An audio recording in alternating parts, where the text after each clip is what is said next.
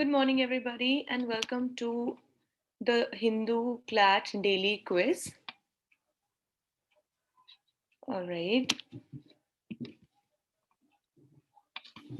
So from today, we'll be having only 10 questions in the quiz as we are realizing that a lot of, it takes a lot of time keeping in mind that it is a daily quiz. So that's why we'll be taking only 10 questions. All right. Hi, Kushpreet. I guess you've joined in. Yeah, welcome. Okay. We'll wait for 1 or 2 more minutes and then we'll start with the quiz, okay? Join in quickly, everyone. The code for today is 73 15 48 31. Join in quickly. So, how many of you have read the newspaper? Come on, tell me in the chat box. Let's see.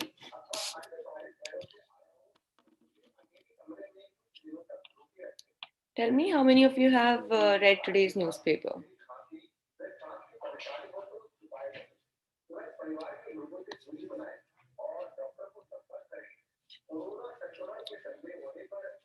I'm not able to access the chat box. I don't know what's wrong.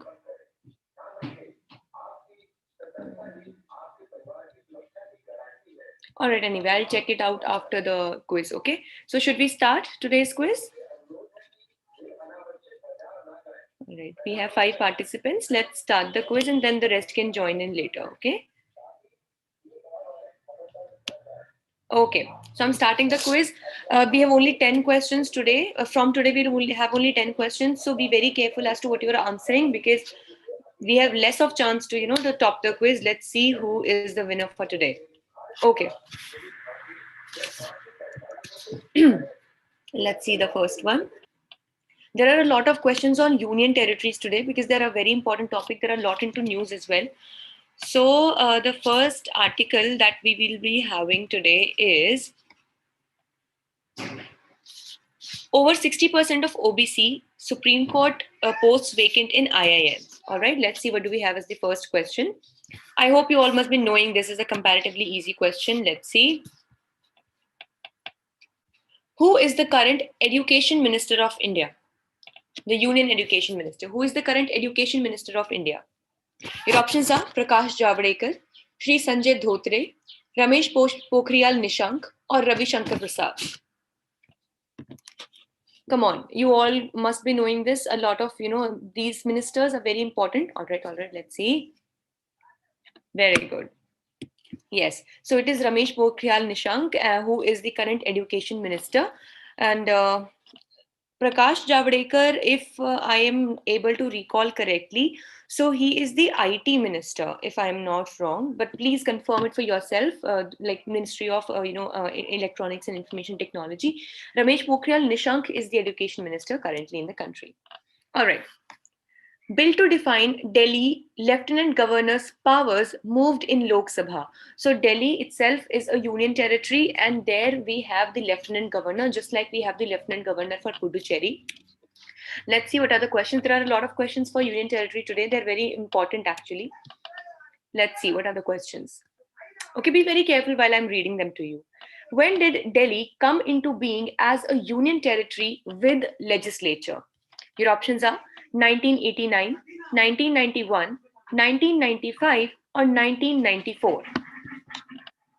It is a union territory with legislature, but when did it come into existence? All right. It is a bit tough question, but I hope maybe any one of you could get it. Oh wow. 3 of you have given the right answer. Yes, it is 1991. So as we know that in India, there are some union territories that have the legislature of their own, which means that they have their own assembly, legislative assembly, and their own government and chief ministers. Whereas some union territories do not have a legislature of their own, and directly Parliament make the laws for them. But Delhi is a union territory with legislature, as we know that Delhi has its own chief minister, Mr. Arvind Kejriwal. So it was in the year 1991 that Delhi had come into being as a union territory with legislature. All right, let's see the next question. Which part of the constitution deals with union territories? Articles 239 to 242, which part of the constitution is it? Part 1, part 5, part 6, or part 8? Come on.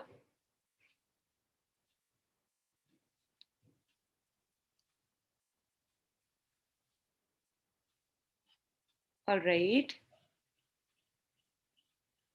None of you has given the right answer. Okay, it's not a problem. It is part 8th of the constitution, which deals with the union territories. See, part 1 of the constitution talks about union and the union and its territory, wherein we get to know that India, that is Bharat, shall be a union of states. All right. That is part 1, which has article 1 to 4. Right. Then we have part 5 of the constitution. Part 5 of the constitution deals with the center. All right, just give me a second. I'll confirm this guy to you guys because I don't want to be making a mistake again. Just a second.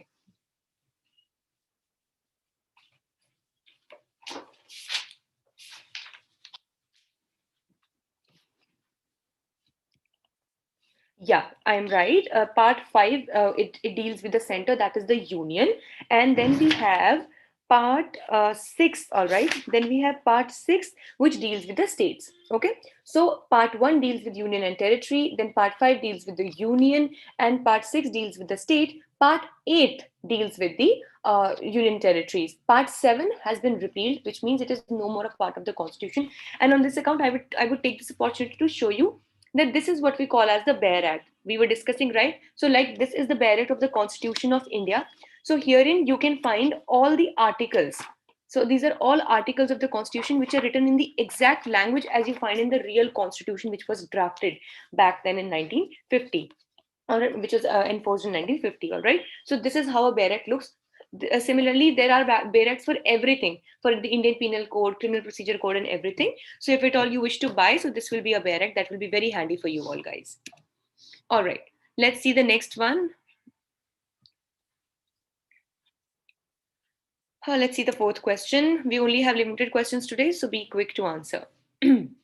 As per the existing 69th Amendment Act 1991, the Legislative Assembly has the power to make laws in all matters except public order, trade and police, trade, agricultural revenue and police, public order, police and land, or land, schools and trade. So basically, you have to tell that which of the following does not fall in the state list amongst the 3 lists that we have.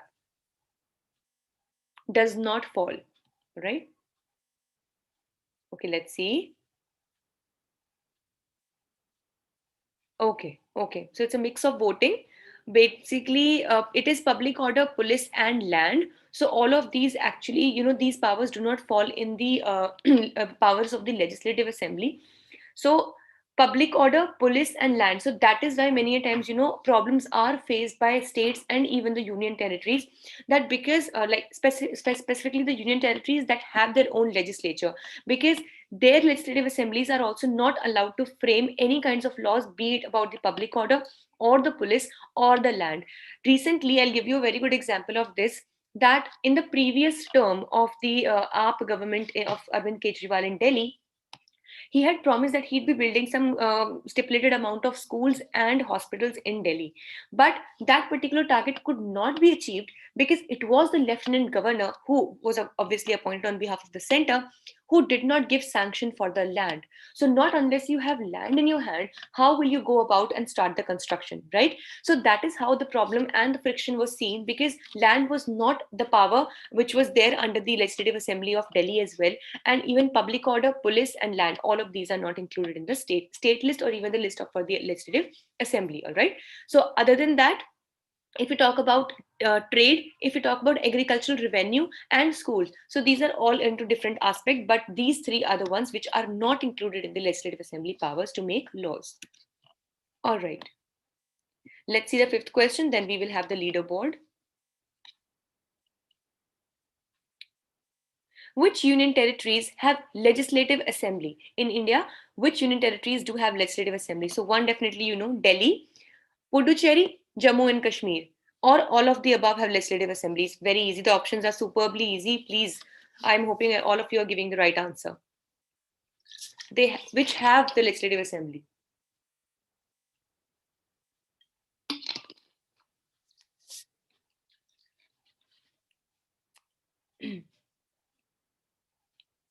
Let's see. I'm really hoping all of you have given the right answer. Oh, okay. I can understand why one of you has given only Delhi as the answer, because we had been discussing only about Delhi. But purposely, I didn't tell you about Puducherry and Jammu and Kashmir. Though I had given you the example of Puducherry as well. See, Lieutenant Governor is there, and that is why we have in there the Legislative Assembly. So only these three basically. Earlier, it were only Delhi, and they were only Delhi and Puducherry. But after the Jammu and Kashmir Reorganization Act of 2019, Jammu and Kashmir has also been made a union territory with legislature. So if we talk about Ladakh, it has also been made a union territory, but it is a union territory without legislature, right? So other than Delhi, Puducherry, and Jammu and Kashmir, all the other union territories do not have the legislative assembly of their own. Thus, they do not have a government of their own, which means they will not have a chief minister. Rather, they will all be directly, taken care of or administered by the central government, and the parliament will be the one making laws for those union territories, except for Delhi, Puducherry, and Jammu and Kashmir. Thus, all of the options have legislative assembly is the correct answer. All right, let's see that who is leading today's quiz. Oh, I can see who is leading today's quiz as well. Okay. All right, so Ritik is on the first position, Amit is on the second position, Ekta on third, Aryan on fourth, and Kushpreet on fifth position. All right, so we have 5 more questions to go, and let's see that who wins the quiz today. Come on, guys. Ritik is being a very tough competition to you. All right. You all have to buckle up, and let's see if anybody else can win today's quiz. So, which two union territories were merged recently? It's a very current affairs based question, which have been merged together. Daman and Diu with Dadra and Nagar Haveli, Andaman and Nicobar with Lakshadweep, Delhi with Chandigarh, or Jammu and Kashmir with Ladakh. It was recently into news, like I guess in November or December last year. So two union territories have been merged together. Tell me which two are those. All right, everybody has voted. Very good. So 4 of you have given the right answer. It is Daman and Diu with Dadra and Nagar Haveli. Both are in Gujarat. So they have been brought together and made a single union territory. If we talk about Jammu and Kashmir and Ladakh, they have been separated as union territories. Earlier it was a complete state of Jammu and Kashmir, but in 2019 they were brought or made into two union territories. First was Jammu and Kashmir with legislature, and Ladakh was the second one without legislature. Okay, so it is Daman and Diu with Dadra and Nagar Haveli. Okay. Now the next article is accused gets death for killing inspector in Batla house. Let's see what do we have as a question from this. A basic question has been asked from this particular thing. Let's see. Which of the following terrorist organizations did did main accused of Batla house or Ariz Khan belong to? So which terrorist organization is that? Indian Mujahideen, Lashkar-e-Taiba, Hizbul Mujahideen, or Taliban? Because security of state is also an important, it's an important topic, and specifically if we talk about these, okay, well, we have the answers. Very good. So yes, it was the Indian Mujahideen, which was with whom actually the Batla house accused Ariz Khan belonged to. So no, it was not Hizbul Mujahideen, Taliban, or Lashkar-e-Taiba. It was the Indian Mujahideen. Very good. All right. Just a second. Let's see the next question. The article is India's arm imports down by 33%. So recently, as we know that India has been, getting into a lot of domesticatedly and or indigenously developed, equipments as well. But still, India also, along with other countries, imports a lot of, arm requirements. Let's see what do we have as the question.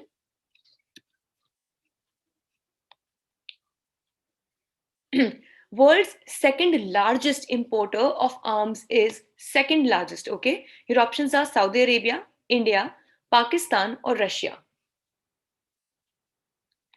Importer. Okay, please don't get confused with exporter or something. The second largest importer of arms of the world.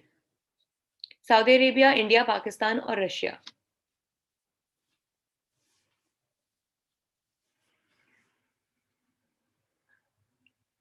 Let's see. Oh, we have a lot of mixed voting. India is the right answer. India is the second largest arms importer of the world, and that is why, that is why when we're talking about the Atmanirbhar Bharat program as well. So even becoming self-reliant in the terms of or in the field of arms, artillery, and even the defense equipments also is a big priority, and that is why DRDO and other agencies are working very much into the direction of making indigenous arms and other kinds of equipments.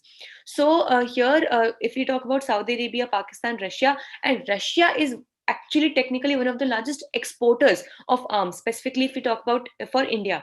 So India has an import relationship, as in they import the arms requirements from countries like Russia, USA, France, and also Israel. All right, so we are developing our relationships in terms with these countries, but also now India also is making a lot of efforts to become in the coming times not the importer, rather to become the exporter of arms. All right, so the next question is the limits of POXO. Basically, this talks about the POXO Act. What is the POXO Act? I'll tell you in this question. Let's see, ninth question, guys. Only one more question to go after this. The Protection of Children from Sexual Offences Act, which is POXO 2012, deals with sexual offences against the children. The age of children in the Act is the mentioned age of children: persons below 18 years of age, persons below 16 years of age, persons below 20 years of age, or persons below 10 years of age. Come on, this should not be wrong for anybody. It's a very general question. Okay, we have the answers. Oh, why have you not all given the right answer? It is persons below 18 years of age who we generally consider to be as a minor, and thus even under the POXO Act, children have been the persons considered to be below the under year and below 18 years of age. So basically, Protection of Children from Sexual Offences Act, POXO Act, was brought specially in 2012 to cater to the problems which the children, specifically, as we are saying here, who were below 18 years of age, against the sexual offenses. So to make it more heinous and to make the punishments more stringent in these kinds of offenses, this act was specifically brought in addition to the provisions of in the Indian Penal Code. All right. Call for fresh polls if nota tops the count. All right, nota. I'll tell you what nota is after this. This is the last question. Let's see who is able to answer it the fastest and correct as well. Who among the following was the first voter of independent India? The first voter of independent India: R.K. Shanmukham Chetty, Baldev Singh Chokkar, Shyam Saran Negi, or John Mathai? The first voter of independent India. Oh, I can see only two participants. What's the matter? Where are the others? Come quickly and answer this question. The first voter of independent India.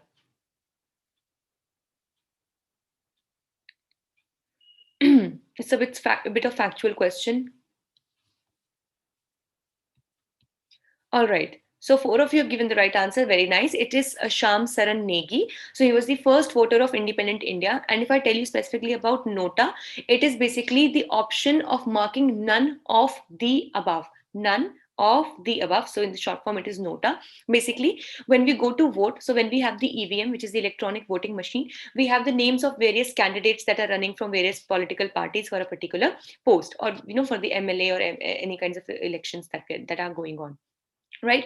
So if at all you do not like any of the candidates and do not want to vote for any of them, but still want to cast a vote to tell your choice, then you can mark the option nota, which means that none of the above of the candidates are the ones that satisfy your outlook for a particular leader, and thus it tells that you are not satisfied with the kind of candidates that are available in your democracy. So that is the option of nota. So let's see who is the winner of today's quiz.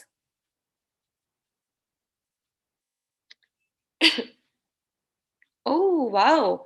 I guess Amit has won today's quiz. Amazing, Amit. Congratulations. So the winner for today's quiz is Amit. Then we have Ritik on second position. We have Aryan Dev on the third position, Kushpreet on fourth, and Ekta on fifth position.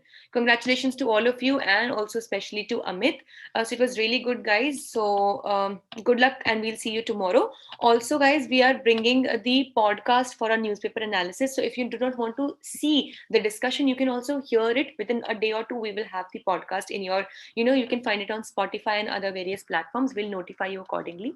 So, and also I would like to encourage all of you to take up the classes for CLAT as well, because these classes are really going to be very helpful once you're sitting for your examination. So please, when the classes are being organized by your team, by the, the Project Maverick team, so please go and attend the classes. They're very helpful in the long run. All right, that will be all. Thank you so much, guys. All right, bye bye.